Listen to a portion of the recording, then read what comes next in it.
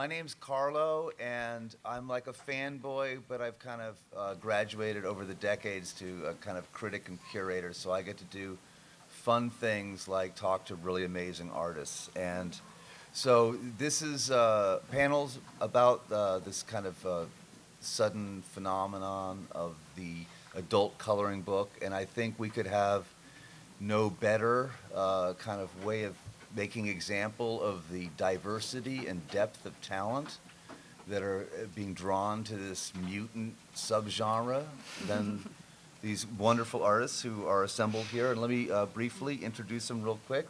On the far left, oh no, that's my left, so far right, is Megan Massacre, Hi, guys. a genuine TV star and personality, a great tattoo artist, but she's been on some very popular shows for that. And then to her right, no, I can't remember how this goes, is the list here is Camilla D'errico, who is one of the foremost paradigm examples of pop surrealism and kind of manga influenced art.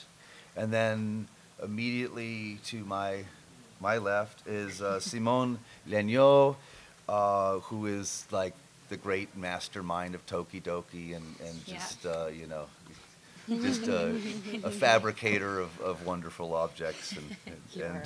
And then to my right is Payton Cosell Turner, and she does flat vernacular and has just been kind of a really revolutionary designer in terms of creating these wallpapers, a kind of a renaissance within that.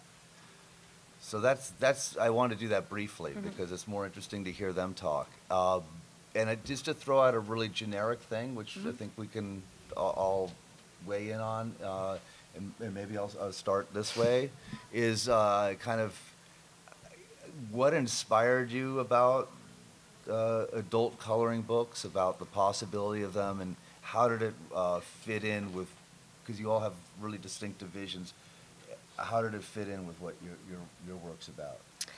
I think that we're all craving for some time away from our digital lives. And when I was approached by Potter Style to do my coloring book, Every Little Thing, I thought it was a great opportunity to meld the two worlds that I'm most familiar with, which is illustration. I went to school for painting and illustration. And my company, Flat Vernacular, which makes hand-drawn and hand-printed wallpapers in America. Everything we do is by hand, and I did that whole book by hand, and I think we're all longing to use our hands more or less, in a nice way, not in a Donald Trump way. So that's sort of that's the most cohesive way I can explain why I'm so drawn to the media itself. All right, how about you, Simone? Well, for me, it's my first, no, it's actually my second coloring book. And I think it's just, I have, first of all, like in my character-based company is very free in sense of colors, because if you look at all the majors, like it's always, you're very stuck to certain colors, like, you know, like the red, you know, Mickey Mouse pants has to be that red, and, you know, so like I always liked very much, even with licenses, to change the colors. And anyways, I think that everybody should have access to my art and have their own subjective vision and version of it. And then I think that you know, coloring sometimes it's something, it's like doodling, like doesn't need that much of thinking. It's just like pure instinct. And then as another reason is just a pure extension of what we do for years, which is do-it-yourself toys, where you just provide a blank canvas toy to my fans, and then you know, they just can do whatever they want. So like I think you know, just having the opportunity, let's say, to collaborate together on that, it's you know, is a special opportunity for everybody. Yeah, very cool. I love that too, that sense of collaboration, which is why I did the book as well, is that to have the fans color in my own work, it's very personal, you know, when someone, you've given them like a blank canvas, but it's your canvas. And then having someone put in their own colors and their own sense of style is really neat. Like, I saw somebody do a night scene in one of my pages, and I was like, oh, I've never thought of doing that before, which I'm totally going to steal. So I'm going to redo the, you know, color it. No, I'm just kidding. I won't steal it. But no, so it's really neat. Like, you know, to be able to have people show their own vision in our work is, it's so amazing. And it really is a collaboration. Yeah, that's a really interesting point, thinking about that. It's almost like we can gain inspiration from you guys as well, kind of putting our artwork out there and then seeing how you interpret it. For me personally, you know, when I was first approached with the idea of doing a coloring book, it was interesting because it was really similar in the way that I design tattoos for people. You know, people come to me, they give me an idea, or sometimes I come up with my own ideas, and as I'm drawing the tattoo stencil to apply onto somebody's skin, it's almost like drawing an outline that I'm going to color in later. So it's like a live coloring book. So I was like, this is really cool. I get to design tattoo ideas that people get to color in themselves. And I don't know, I thought it was really similar and really cool. And, you know, I thought maybe people would color in these designs and create some of their own tattoo ideas. And it's really cool. That's so cool. I like that idea. And how collaborative is, you know, because tattooing's a little different than other people's studio practice. Like, how much say do they have when you're doing the flash? Like, do they go like, no, but I want that mermaid to be green or rather than blue? Or you know, that's really interesting. It's very collaborative tattooing, because obviously somebody wants to get something that, you know, say means something to them or something that inspires them. For me, it's all different levels. Sometimes I draw designs and people want to get them tattooed just the way I want to do them. Sometimes people have their own ideas and are very, very particular about the details they want in their tattoo. And, you know, my goal is to just make everybody happy with the artwork. So I don't mind, you know, changing things or, you know, designing things in that way. is it the same for your No. wallpaper design? Not at all. I'm a tyrant. They have no say. Exactly. I think if you're an artist, you know, you have a particular vision and people want to hire you for that particular vision, so you better stick with it. Otherwise, your work is going to start looking derivative and like what everyone else is doing. So, I mean, we do custom colorways all the time in our studio, and I've done custom wallpaper before. But I think for the most part, I try to stay as true to my vision as possible. Cool. So just to riff off of something Simone said, when you said you liked the idea that people could kind of put in whatever color they want to, that like the sky doesn't have to be blue sort of idea. I got, just to wonk out as a little bit of an art historian that I am, adult coloring books are exactly as old as I am, and I'm born in '61. That's the first one, and it was done by 3 Chicago ad guys, and it was called the Executive Coloring Book, and there's this one page in it which is really great, because it's these pages, right, and then they have captions to it, and the guy goes, "This is my suit, color it gray or I will lose my job." So it was really satirical. This whole thing was like, there was another one where like, "This is my commute every day. You should color everyone else gray," you know. And then the one which really blew it open was '62 was the really popular one, which was sort of like the secret garden of our time, and it was a JFK coloring book. And again, it was kind of pretty satirical. And speaking of this color thing, it's all told through Carolyn Kennedy, like the daughter's kind of voice, and it was done by Mort Drucker. But they go, it's like it's a picture of Kennedy with all these kind of people around him, and they all work for my dad, and it's like, "They would do anything for my daddy. Color their noses burnt umber." Oh. So That's funny. I guess it's a way of maybe asking what, you know, how are we all able to play with content in something, because it is adult, but it's also a coloring book? What sort of ideas were you each able to, will we start on your, let's do it on this end now. Sure, yeah. Whichever. What kind of idea? Oh, like Focus when. content. Are we spacing out? We can get back to you later. No, Yeah. I mean, I guess it just in a way that, like, for me, like, content-wise, I wanted to do something tattoo-inspired. So Right. I just did what I do best. yeah, You know, I wanted to do tattoos styles that I thought other people would like, some things that I thought were kind of different and cool, and kind of hoping to put them out there and people would want to get them tattooed, stuff like that. So yeah, for me, it's mainly, you know, tattoo-inspired, Yeah. and off of the tattoos that I make. I think for me, when I was growing up, we had the coloring books that had the numbers that told you what to color. And this doesn't have anything like that. It's not like that anymore. And I'm really excited because seeing what people do differently than what I would do is the most exciting part of coloring books nowadays, like this new genre that's coming out. And for me, when I was creating the content, I had to really go in and actually erase a lot of the art. I created new art for the book where I didn't even have pupils in the characters. I wanted even that, like even choose your own pupils, whether they have them or not, whether their characters are blind or not. Like I erased the pupils, and then I went in and I added extra patterns because I like my work to be really minimalist, especially the backgrounds. Mostly because I just don't like drawing backgrounds.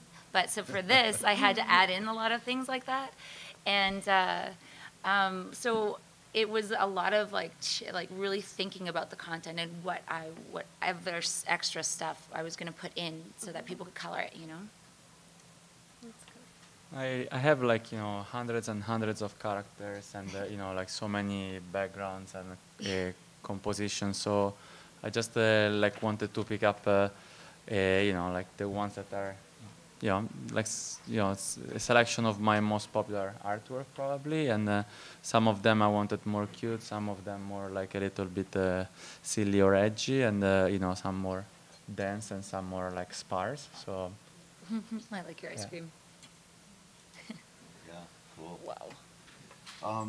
Did you do a lot of changes from what you're doing in your? No, actually, you know, my drawings are sort of like what I imagine different people in my lives would want as wallpaper, and there are different characters in that book that are representative of like random people in my life, like the drunk koala is my dad. But I think for the most part it sort of straddles the two things that I focus on most in flat vernacular. Okay, three things: animals, stuff, and pattern. I mean, that was more or less it. Yeah. So. And you were telling me you actually did a wallpaper that also could be like a coloring book. Yeah, so we try and straddle all of those lines. I mean, obviously, you know, as a product designer and an illustrator, you kind of want to get as much scope from one thing as possible. So we made coloring book wallpaper, which was fun. That's so cool. Yeah. So it like when kids draw on the walls, Yeah. they're actually supposed to color Yeah, on the walls. exactly. I want to try that. Yeah, me too. You're more than welcome. It's fun. Sounds really cool. That does sound cool. I always got in trouble when I colored on the I walls. know. Yeah. Yeah, we should encourage it. Yeah. Yes. And you got a taste for street art and some of those kind of vandalisms that go on that way. yeah, as but well. yeah, the biggest vandal in the family is my 3 years old daughter. Yeah? She's already, no, the problem is she finds Sharpies, and Sharpie is not a very house-friendly brand. Yeah, yeah, yeah. Yeah, The permanent kind. as much as a tattoo, it's just the way she tattoos my house. Oh, that's really good. Yes, That's it's forever. encouraging. Good. There's this, you know, we call this coloring between the lines, right? And I always think that maybe creativity often is something about coloring outside the lines. So I know a lot of people are attracted to doing these books because it's a kind of way of unwinding and not thinking. And so how do we engage them in a way which is more creative, less passive, less like watching TV, less like paint by numbers or needlepoint or any of these other things people have done as kind of a hobby version of creativity? Is that something Well, that Yeah. any of you thought about? Absolutely. I mean, that was like the driving force behind the way I did this coloring book, because otherwise it would be so restrictive. So I left a lot of blank space, and I tried to do not so much teeny tiny detail, because I feel like that, or at least for me, that makes me so anxious, like looking at all those tiny lines that I have to color in. And also with more wide open spaces and negative space, you can use watercolor. You can use different mediums to, articulate your own vision. So, yeah. Well, I definitely pushed people's creativity by having characters that have trees growing out of their heads. And, there's like a guinea pig with a unicorn, and there's all sorts of like weird mashups. So it's it's twisting reality and also twisting your imagination. So I have no idea what that girl's head would look like colored in with the tree. I mean, kind of like broccoli maybe. Maybe she's green. I have no idea. I haven't colored it yet, but, I like that. I feel like similar for me. I tried to give a real variety in the designs that I drew. Some of them have a lot of those little tiny spaces that for people that really like, concentrating and coloring in those little, areas and find that therapeutic. And then I did some designs that were more open.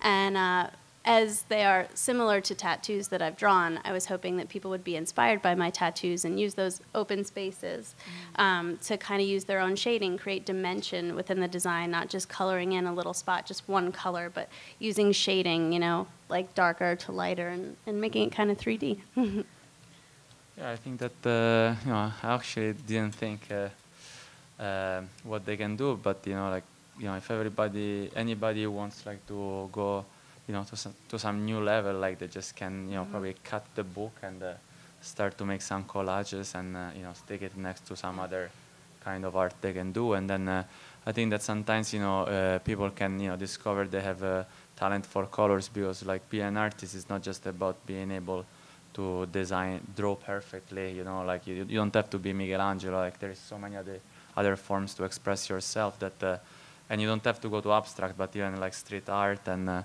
there is even like many other huge artists that they became popular and they probably cannot draw like a human form properly. Or if they do it, they draw like my daughter that's 3 or 4 years old, and it doesn't mean, sometimes there is people that draws way better.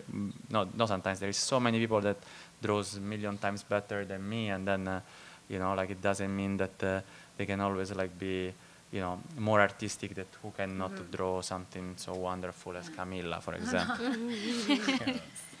You know what I really would love to see is someone coloring your art, which is really flat. You do those flat colors, but then really render it, in three-dimensionally. No, exactly. There is like they use gradient, Yeah, which is something that generally I don't do. I mean, I do it on canvas, but 90% of my graphic is very flat. And I see on Instagram like people that like put their little gradients and gets a little bit of three-dimensionality. I would love to do that with your book. I'm going to take this book after the... If you will find the time, but... I know, right? That's the problem. We never have time. Well, I mean, one of the things I kind of really love and respect about what all you're doing is you're each engaged in a kind of accessibility, and you're finding ways to put your art out there in ways which people can really take possession of it, which is a different relationship than the average collector. I mean, certainly toys that way. You're making people like kind of live with these worlds you're creating. Tattoos, I mean, what bigger commitment can you make to art? And Camilla as well, you're just like, you're all really engaged that way. You have an amazing relationship with your fan base. Yeah. So I was thinking about that, because that's sort of what you're allowing with a coloring book, is that for everyone can kind of take some ownership, some authorship, some possession of the work. And it made me think, so the beginning of these things come about in like end of the 19th century, and it was this famous artist, Sir Joshua Reynolds, was doing these speeches about the democratization of art. And the whole point was like they had these like color books and paint books, and it was a way like for kids and stuff like that to get engaged. But it is a little bit about this highly democratic form that you're all involved in, right? Yeah. Sorry, that's not much of a No. question. But can you guys No, but go there's from so there? much freedom. I understand what you're saying. Like, there is so much freedom for people to take something that they really love and then put their own soul behind it. I've seen so many people who've come up and shown me their coloring books, and they're revenant. They're just like, this is what I've done. Like, and they're so excited to show me, and it's really beautiful to see that, you know, to see them. Good feeling. It is, yeah. Like, and to know that you've affected them too, and inspired them to. I know people who haven't colored in years, and they're just like, you know, this is the first book I've colored, and it's exciting for them. So, and it gets them creative, you know, like their juices flowing, I guess. Yeah. Yeah, helping other people become creative. Yeah, that's it. Yeah. You said it in one sentence. That was so perfect. All right. Anyone else on that? Maybe people want to ask questions. Should I let me open it up for some questions? Does that sound good?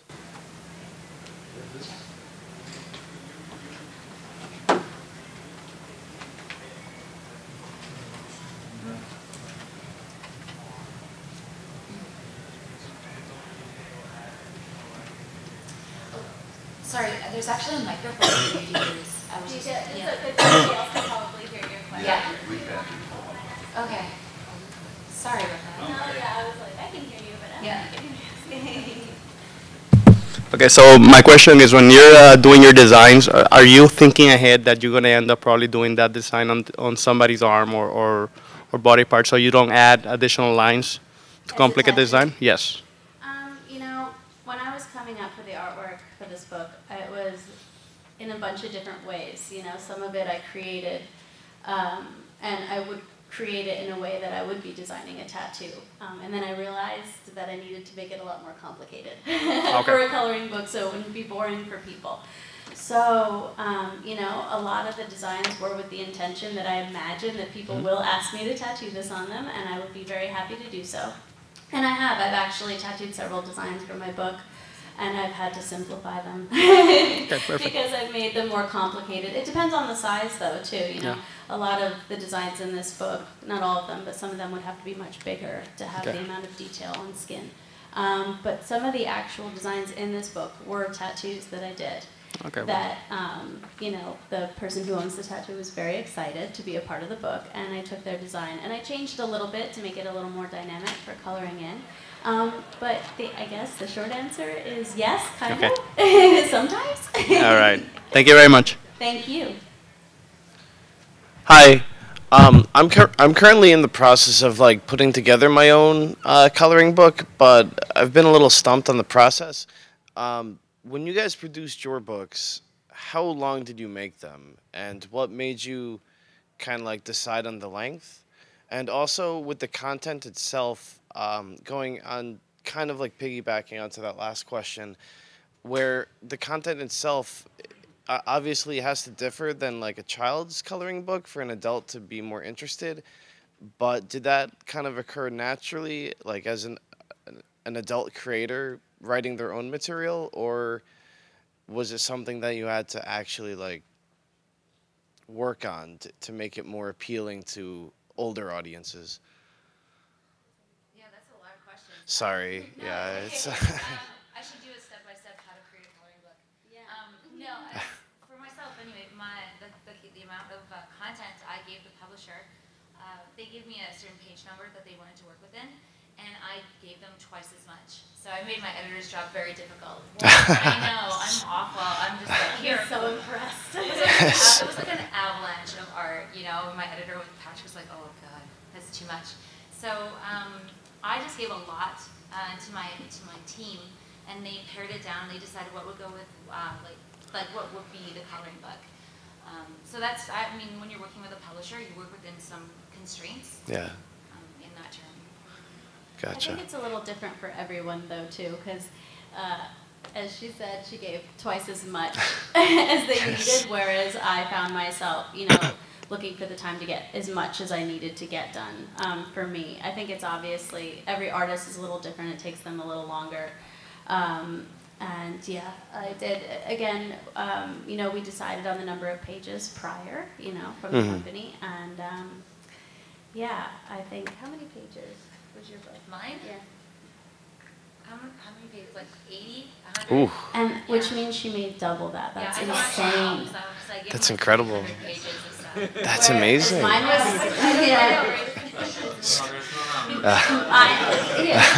mine was only 40. 40. This many pages. Oh, it's I don't think for my book, there's any sort of story arc in the content, and each page was just meant to be taken at face value. And sort of enjoyed as it is, as a single piece, rather than a continuous line. But I think it depends on what you want to achieve. That makes sense. I mean, that was one of my concerns where obviously if it's targeted at adults, there has to be more pages since their attention span is longer. So I didn't know really that number. You said 40, you said any big giant monster amount. Yes.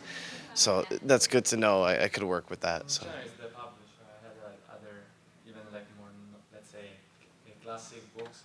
Generally like this, I just more or less to select all your content and put it in a number that is a little bit like the industry standard. Yeah. I'd rather like do the first one than eventually do the second edition and. That makes sense. Yeah. Yeah. It's real baby steps at this point, but. Awesome.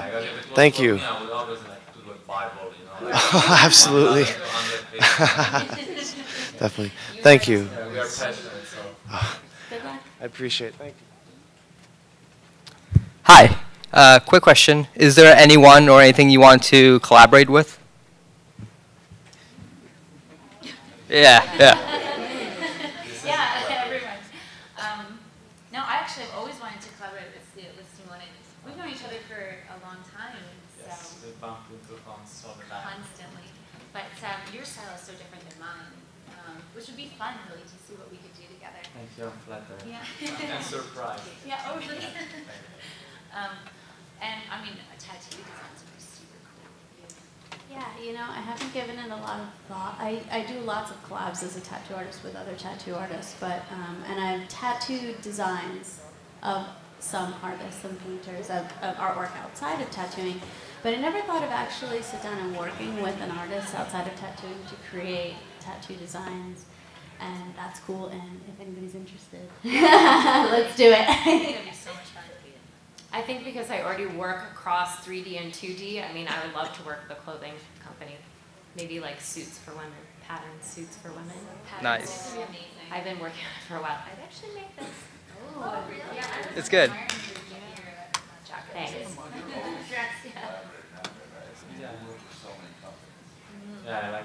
For who follows my work, I really collaborate with everything. Or, from clothing to slot machines to wines, and, any sort of, from pop culture like Marvel or Hello Kitty to fashion, Reverse Flash? But yeah, a project I never worked with, I would like to work with an airline. I would like to decorate an airplane. Yeah. And that's probably like one of the few things that I'm missing into. I want to take that flight. Yeah, that would be the cutest flight. So anyways, I keep on working hard and sooner or later, all these dreams come true. So. Yeah, exactly. Thanks. Thank you. Hi. Something was touched upon earlier about an escape from all the technology. I found that very interesting. Do you find that a lot of people use art, do yourselves use art outside of work, obviously, as a way to escape everyday things attacking you? I live in a dream every day.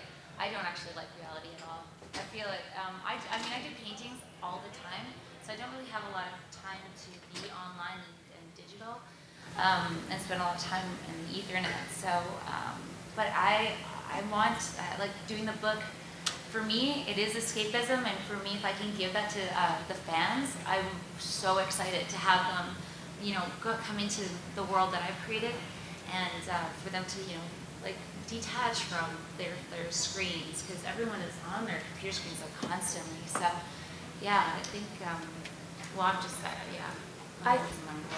I think it's really interesting what your brain does when you sit down and focus on a repetitive activity for a while. I know in my case, I like yoga, I like driving actually. I find I get in this really interesting headspace where I actually come up with my own ideas. And I think that coloring books can function as that, besides giving you a break from screen time. Driving, you said that. Yeah, you driving should work my car. For Uber. What? You should work for Uber. No thanks. Sorry. I'm not that in love with driving. So you've got the repetitive with your slot machines, though. Yeah. Just as a follow-up, do you think that coloring books have become so much more popular now, as opposed because so many more people are online, as opposed to earlier people were so much not online and the whole internet became this big craze, and that's why there's this shift and such a high demand for these adult coloring books? Probably. I'd say that sounds reasonable, yeah. There's actually been a lot of speculation on why they're so popular. Right. Is it adults trying to be children? Yeah, it's kind of like this infantilism, like really regressive behavior, which isn't healthy, but then also the rediscovery of play, which could be, I mean, people call it Peter Pan marketing, and there's a whole kind of like, there's a lot of things which are really feeding into this. Look at comic on.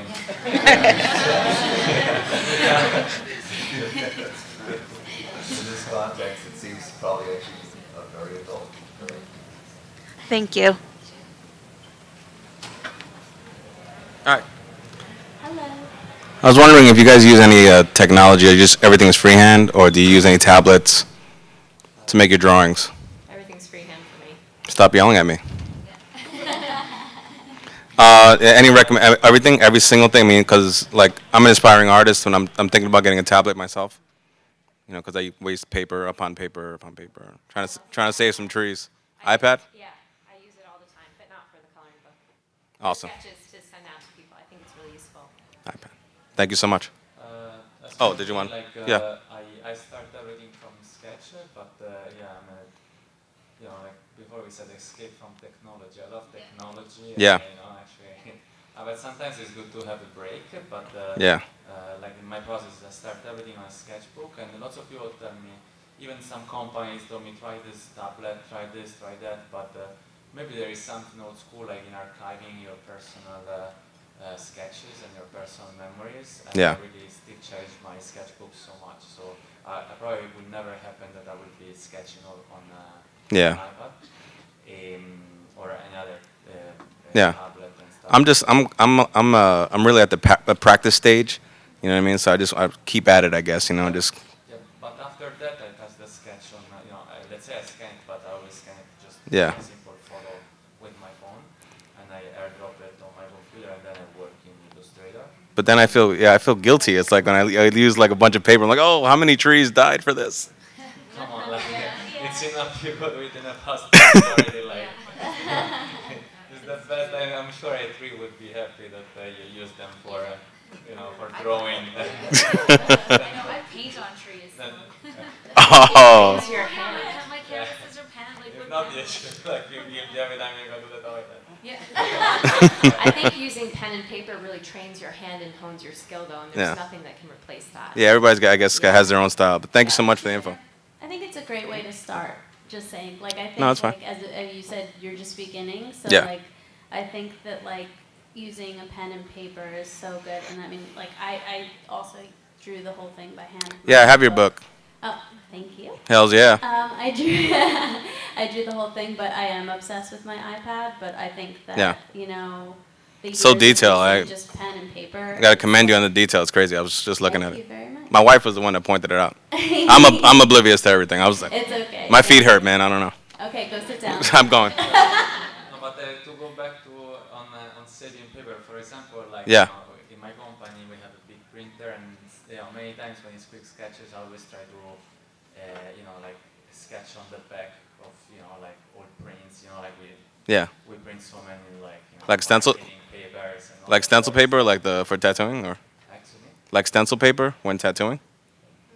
no, just the basic. Oh, just regular and not just- the printer. Like I have a company, and you know, there is so Yeah. many contracts, marketing pieces, and you know, like stuff that during meetings we use. So like I try to use the back for quick sketches. That's great. You guys are great. Thank you so much.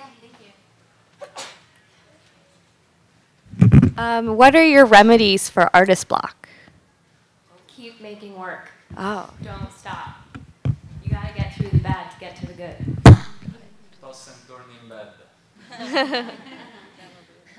I actually just step away from my canvas and I give myself the time to regroup. And if I have an artist block, I actually am the opposite. I can't force myself to do something unless it's a crazy deadline. And then I I don't know, something snaps in me, but I like to just, I live in Vancouver, BC, so I go for long walks. I get to go to the ocean or go to the cobblestone streets. There's all sorts of things that inspire me that like staring at a blank piece of wood doesn't do it for me, so I actually need to get out into the world and get back to like what inspires me. I agree a lot with Camilla. The same thing for me. I have a really hard time forcing myself. If I have a block, it's just like not gonna happen. For me, I have to literally leave my familiar surroundings, like everything that is familiar, like my workspace, my house, everything, and like maybe go on a little trip or, like you said, even just like a short walk, but somewhere different, something I haven't experienced before, to release my brain from like everyday stresses and thoughts, the things that fill up all that space that are taking up the room that I used to be creative, you know, and then when I kind of shed all of that, it leaves my brain free and stress-free to come up with new ideas, and they just like pop in, you know. That's it. Yeah, it's true. I've actually literally got an idea for a painting just on being on the treadmill. Oh. Just like running, I'm just like, oh God, I hate this. This is the worst. This idea will pop in, and I pop off, and I go and start painting. And you have to write it down. Oh yeah, Yeah. right away. You have to write it down, because for Yeah. me, when they pop in, Yeah. they'll like pop back out. Yeah, I'd also like to recommend smoking pot. Of course. You definitely need to write it down because you will forget. Thank you. Anyone else? I could throw another one in here just to tell someone else has a question. Oh, we got someone? Good. Hi, Simone. Which one are your favorite characters to draw?